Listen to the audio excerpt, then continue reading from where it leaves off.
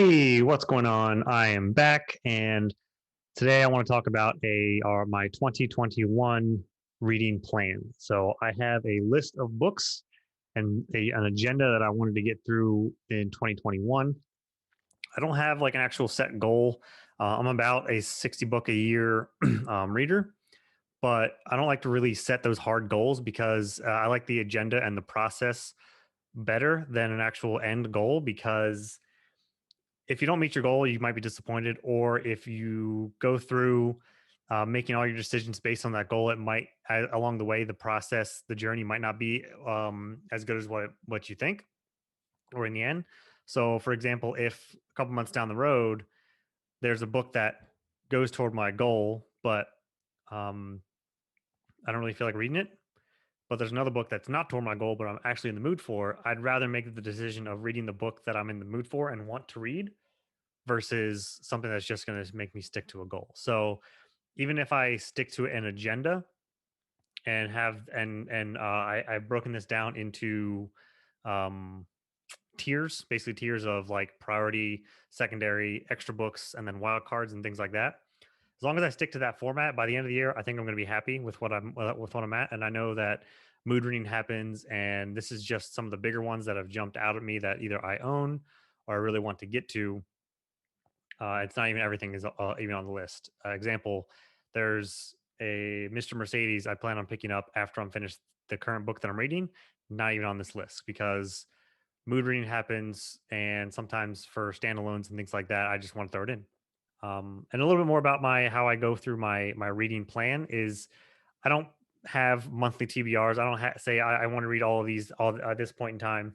I don't break it down that specifically. It's just a loose framework that's what this reading agenda is, a loose framework of how I want to go about my reading. So I know an idea of when I will get to things. So like I might say, okay, I think March will be about the time frame that I might dabble into Robin Hobb or something like that. But I'm not going to say, yep, I am starting at this date, this time, and that's how it's going to go. You kind of got to be a little bit loose because, especially with reading multiple books, you want to read something that fits, but also what you're in the mood for. So I might get this might be a bit long. I might have to break this down to part one and part two. We'll see what happens. But it's going to go. I'm going to talk about my priority books first. The priority books are the ones that I really, really want to get to. Secondary are the ones that are going to fit in where I want, fit in as I can. It's the ones I'm going to really try and fit it in between the priority. Then I have some extra ones that are really on the list, but I'm not sure if I can fit them in. It's almost like a secondary B. I also don't really own that many of them. Then there's the wild cards, the palette cleansers that are somewhat new to my list, but are kind of are rising. They're on the rise. I don't own, but I really want to get to at some point. I just have no idea when, but it could be completely mood based. I'm going to go over some Kindle Unlimited books that I know of because I like to get Kindle Unlimited um, every once in a while, and then a little bit about audiobooks and my plan for audiobooks. So to start off with the priority, which I'm already starting off well because the first one on my priority list is the First Law trilogy, and I am just about to finish The Blade itself. It is going great so far. This was always my plan to start like for the last several months. Once I got the first one on sale, I just went ahead and bought the next two, and this has been my number one series to start in 2021, and I'm already almost finished the first book, so that's going good so far. I'll just read down all my priority, and then we'll jump back for anything. So, First Law trilogy, just the first trilogy. I want to finish the Dark Tower books, which is I have four left. Robin Hobb, haven't gotten into her yet. Red Rising, The Stand, and Mistborn Era 2. So Dark Tower is going to be kind of stretched out because I am going through the multiverse right now, and I actually found a website where I'm going through a certain reading order, and I'm reading a lot of the standalones and in betweens as I go. So maybe I'll get to the last four because I've finished the first three. I finished with Wasteland. I read what Wastelands last year, so this year I'd like to finish up the entire series, but that'll also hinder on what standalones I get to throughout the year. So we'll see what happens with that. I'm not holding my breath that I'm going to finish it because if so, then that just means I got more standalones in of Stephen King, and that's cool for the multiverse. Robin Hobb, 100% want to get to at least the Assassin's Apprentice trilogy, the first trilogy, and then maybe get into the Live Ship Traders, I think is what it's called. I own the first two in the Assassin's Apprentice. I think I own book one in the Live Ship Traders and maybe one others because a lot of times on Kindle, the first book in the in each of her trilogies are on sale for like $2 or $3, but then the other ones are regular price. So I just snatch them up because I'll get to them eventually. Definitely the first trilogy of that. Keep hearing great things about her writing, and it seems like the first trilogy is the hardest, slowest one to get through, but still really good, and then goes on to the ship. So either way, I want to get a taste of Robin Hobb's books. Red Rising. This is definitely a priority, and I think I am about 3 books away. So most of these books I actually are going to be reading on Kindle, but Red Rising I own physically, and I think after I finish, I'm about 2 physical books away from reading Red Rising, and I think I'm going to really like it. So that's going to happen soon, probably in the next month. Then this one is I have put it on the priority list, but it's kind of in between priority and secondary. I think it needs to be a priority. I think that's why I'm putting it on here. I think I need to force myself to read it and start it. Not that I won't like it to force myself, but that's The Stand. And the reason why I'm saying I need to force myself to put it in priority is because I just read Talisman and it was meh. It was pretty slow. And I just kind of, I'm backing off on, I'm just taking a break from Stephen King because of the Talisman. Not that I hated it, it was just really slow to get through. And The Stand is 400 pages more. So, and I know everybody says it's way better, but it's definitely one I want to get to. And it's one I want to really, and I have the physical copy of that as well. We'll see when I do fit it in. I'll probably end up reading it might be right after Red Rising because I've heard Red Rising is like pretty fast paced, pretty brutal. So if I knock out the Red Rising trilogy really quick, maybe I'll read another thriller or something after, and then get into The Stand. But I really want to get to. I really want to challenge myself to read one that big, that chunky boy. Mistborn Era 2. This one I have been looking forward to reading for a long time. Much like First Law trilogy, this has been on my list for 2 years, ever since I read Mistborn Era 1. But these books just never go on sale on Kindle. And that's pretty much how I've done a lot of my reading is whatever goes on sale, whatever's cheap, I'll steer that way, and that's what I end up reading. These never did. Only this past year, back in November or something, the first book, The Blade itself, was on a little bit of a sale, and then I just had some coupons and whatnot. But we went ahead and got Era 2, so it is happening this year.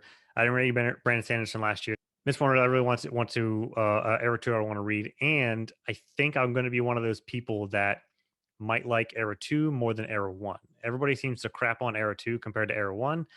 I think just from reading the synopsis and what I've heard, you can't compare the two. And I really hate when people compare two different trilogies to each other, even though it's the same universe.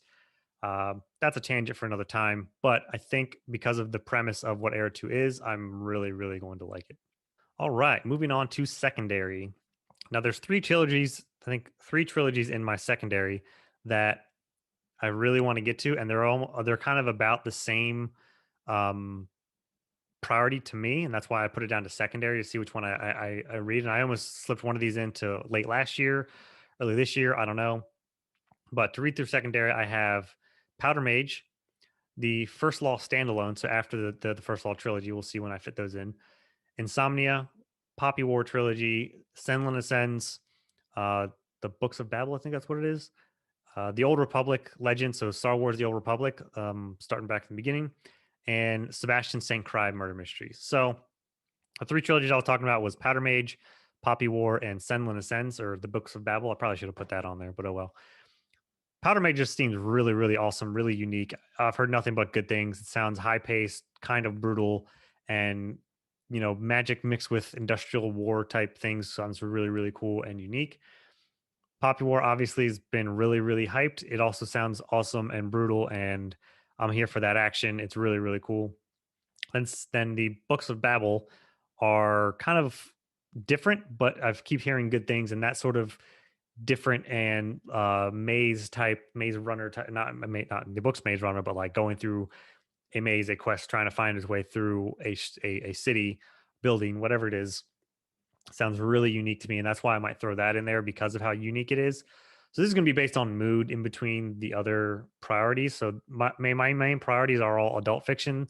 Some of these, well, these are all adult as well, but it'll depend on how I'm feeling between those and whatever physical book I might be reading. The First Law standalones, um, those will just fit in wherever I can. I'm not going to try and burn through the entire 9 books of the First Law universe or however many there are, especially because I think the last one or next one comes out the end of this year, so November again. I'm not going to try and race through all of the First Law books. I want to actually enjoy and savor them, and then just like go through them as I will, especially because there's time in between. Like the Next Generation is the last trilogy, so I think I want to have some separation when I read them as well. So standalones whenever I can. Insomnia by Stephen King, I have that one as well, so that's going to be a part of the um into the multiverse read through. However, I want to do it, and I might even jump Insomnia before the Stand. I'll see what other people think about it. It is a little bit shorter. Depends on what I'm feeling. The Old Republic, Star Wars: The Old Republic Legends books. I am for sure after I finish First Law trilogy. So this is yeah. So after I finish the Blade itself, so right now I'm almost done. I will be starting Reven, something like that. Buddy reading that with a really good friend of mine. We are starting Reven, and then go to Deceived. That early on part of the Old Republic, a long time ago. I'm pretty hyped for it. From what he's told me, it sounds really awesome. So I'll be reading that in between the First Law for at least this month for right now. And then lastly, the Sebastian St. Croix murders. These we're on the book 7 or 8. There's I think 17 or 18 in this series. I haven't talked about it much yet. I'm kind of waiting to do maybe more into the murder mystery type series, but Sebastian St. Croix murder mysteries are basically like Sherlock Holmes, almost exactly like Sherlock Holmes, but it's 100 years earlier in London, so it's like 1820s London, and it's this noble guy who is he is a noble, and he's serving murder mysteries. He gets thrown into the first 1 or 2 books because of out of circumstance, and then now he's just going through and solving them, and they're really really good. They're also really really short, great palate cleansers, and there's always so each book has its own mystery, and in the background there's always a subplot, a second plot going on with his life and people he knows and the government and things like that. So it's really cool.